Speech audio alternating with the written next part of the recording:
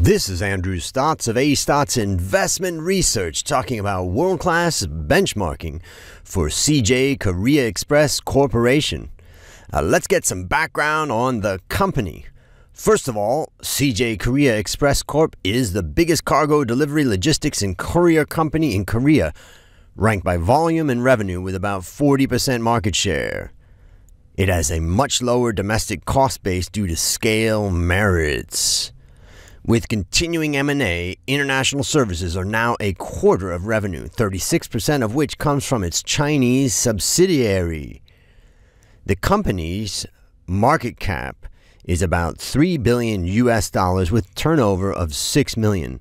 The company's beta is now at 0.1, a very rare case of an extremely low beta. Now, let's get some background on what's going on. It's the largest logistics company in Korea, including cargo delivery and courier services by volume and revenue. The biggest division is contract logistics, which counts for 40% of sales. The company is constructing what should become the largest delivery hub in Asia.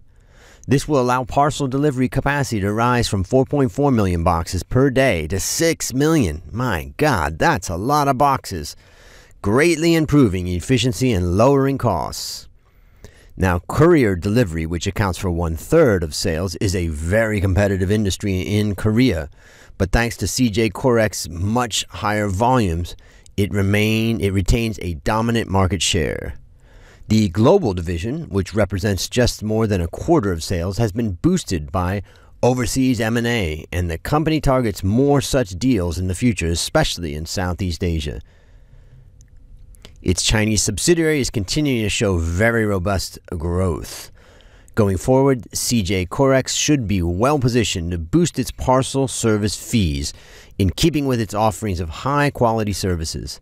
So again, let's review the revenue breakdown for 9 months of 2016. 40% is coming from contract logistics, 30% from parcel, and 30% from global.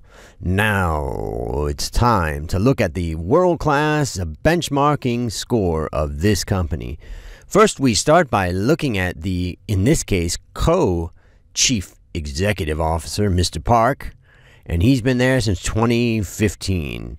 And the Chief Executive Officer, Mr. Son, has been there since 2013. So let's take a look at what we can find here, and what we see is that profitable growth has been stably weak, ranked at a number 8 over the last 3 years, which is getting close to the danger zone. Where is this weakness coming from? Well, first of all, profitability is pretty terrible at an 8, whereas growth has recovered to a 3. So profitability is the main issue with this company. Now let's take a look at the next step down to understand this weakness. We can see that asset utilization has increased from 8 to 6 to a 5 to now above average at a 4.